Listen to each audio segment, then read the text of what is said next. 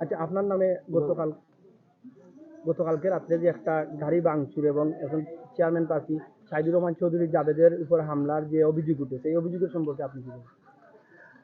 আসসালামু আলাইকুম, ধন্যবাদ। আপনারা জানেন আজকে আমাদের গোলাপগঞ্জ উপজেলা পরিষদের ৬ষ্ঠ উপজেলা পরিষদের নির্বাচন অনুষ্ঠিত হতে যাচ্ছে এবং সেই নির্বাচনকে আমরা এই গোলাপগঞ্জের মানুষ উৎসবমুখর হিসাবে নিয়েছি। আমরা প্রায় কয়েক সপ্তাহ আমরা ক্যাম্পেইন করেছি, মানুষের দ্বারে দ্বারে গিয়েছি।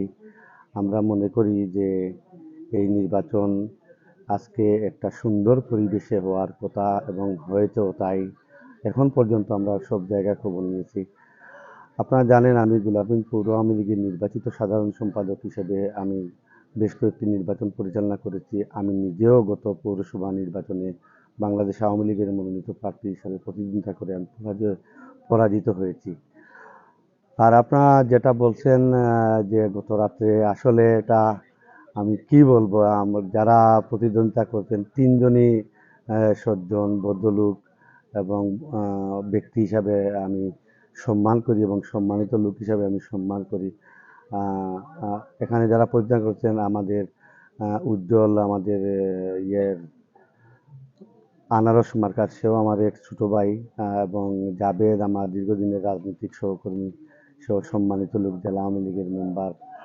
আমি জাবেদে যে অভিযোগ করেছেন গতকালকে রাত্রে, আমি আসলে এই বিষয়ে কোনোভাবেই অবগত নই, তবে পরস্পর শুনেছি যে তিনি রাত 1:30টার দিকে আমার এলাকায় এসেছেন এবং আমার বাড়ির ঠিক পশ্চিমে 200 হাত দূরত্বে একটা বাড়িতে অবস্থান করছেন। তখন আমি এটা সহজভাবে নিয়েছি যে একটা আত্মীয়ের বাড়িতে আসতেই পারে বা কোনো প্রয়োজনেও আসতে পারে। আমি আমার কাজকর্মে ব্যস্ত ছিলাম। যখন আমি ঘুমাতে যাব, তখন আমাকে দেশের বাইরে থেকে অনেকেই ফোন করছেন যে তুমি নাকি এইসব করছে, আমার বন্ধু বান্ধব, আমাদের রাজনৈতিক সহকর্মী। আসলে কি আমি বলবো যে আপনারা জানেন এই নির্বাচনে গত কয়েকদিন আগেও একটা আহ, নাটকীয় ঘটনার সৃষ্টি হয়েছে এবং সেটা গোলাপগঞ্জের জনগণ দেখেছে, এটা মিথ্যা প্রমাণিত হয়েছে, প্রশাসনও এই বিষয়ে জানে। কিন্তু জাবেদের এই অভিযোগ আমার কাছে একটা মানে সুদূর প্রসারী, আজকের নির্বাচনকে সামনে রেখে চক্রান্তমূলক, অসত্য এবং বিভ্রান্তি ছড়ানোর জন্য আমাদের প্রার্থী জনতা মঞ্জুর কাদের শাফি এলিম এবং আমাকে হেয় প্রতিপন্ন করার জন্য তিনি অভিযোগ করেছেন। একটা লোক, আমি ওই যে বাড়িতে এসেছেন ওই বাড়ির ভদ্রলোক আমাদের বাপ প্রমতল্লী। আমি সকালে ওনাকে জিজ্ঞেস করলাম, চাচা আমাকে কি আপনি দেখেছেন? বলে, না বাবা, তুমি তো এখানে ছিলে না, আমিও খবর নিয়েছি তুমি নাকি বাড়িতেও নাই, আরেক কোথায় আসো। আমি বললাম, না আমি বাড়িতে পরে আসছি, এসে যা শুনলাম, লাইভে যা দেখলাম। তো আপনি যখন দেখলেন না, জাবেদ আমাকে দেখলেন কিভাবে? আর কোনো লোক দেখলো না, ওনারা তো কর্মী সমর্থক ছিল, শুধু উনি অভিযোগ করলেন। তো উনি আমার সরি টরি বললেন যে এটা আসলে আমি ওনাকে জিজ্ঞেস করলাম, পরে উনি আমার অনেক সান্ত্বনা দিয়েছেন। তো আমি মনে করি আমার এই ঘটনার সাথে আমি কোনোভাবেও আমার রাজনৈতিক ডিকশনারিতেই পড়ে না।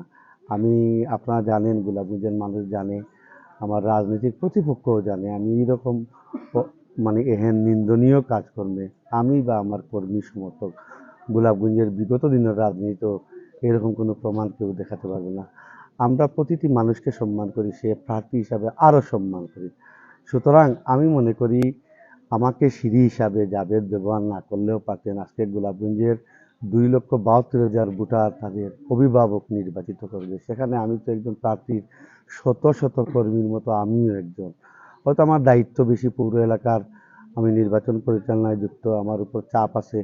বাট এই এই সময় এই ঘটনাস্থলে বা আমার বাড়িতেও তখন আমি ছিলাম না, কিন্তু তিনি কিভাবে জানলেন, কিভাবে দেখলেন আমি করছি, এটা জাবেদ যদি প্রমাণ করতে পারেন বা প্রশাসন, আমি নিরপেক্ষ, উনিও প্রশাসনকে আশ্রয় নিয়েছেন, আমিও প্রশাসনকে আহ্বান জানাবো যে নিরপেক্ষ তদন্তের মাধ্যমে বিষয়টা উদ্ঘাটিত হোক। যদি আমি এই ঘটনার সাথে জড়িত থাকি তাহলে তো বিচার হবেই। আর যদি আমি এই ঘটনার সাথে কোনোভাবেই সম্পৃক্ত না থাকি, তাহলে আমাকে হেয় প্রতিপন্ন, আমার রাজনৈতিক দীর্ঘ জীবনকে কলঙ্কিত করার জন্য জাভেদ আজকে আমাকে সিঁড়ি হিসাবে ব্যবহার করে কি উপজেলা চেয়ারম্যান হতে চাচ্ছেন, আসলে আমি মনে করি সেটা ঠিক হয় নাই।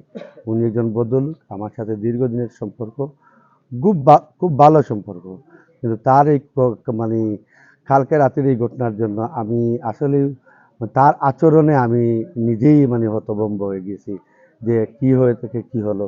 আর আমি বা থাকলাম কোথায়, আর আমি বা আসলাম কোথায়, আমি এই ঘটনা ঘটালাম কীভাবে।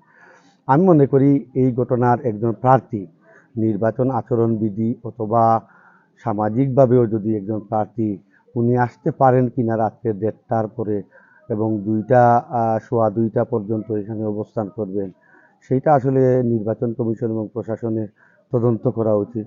এতে দায় যার উপর পড়বে এই দায় নিতে হবে, কারণ আজকে আমি অলিক একটা গল্প বলে আরেকজনকে ফাঁসিয়ে দিলাম, আরেকজনের চরিত্র হনন করলাম, সেটাও বন্ধ হওয়া উচিত এই ঘটনার পূর্ণাঙ্গ একটা তদন্তের মধ্যে দিয়ে। ধন্যবাদ। ওই ভাই সুন্দর হয়েছে ভাই।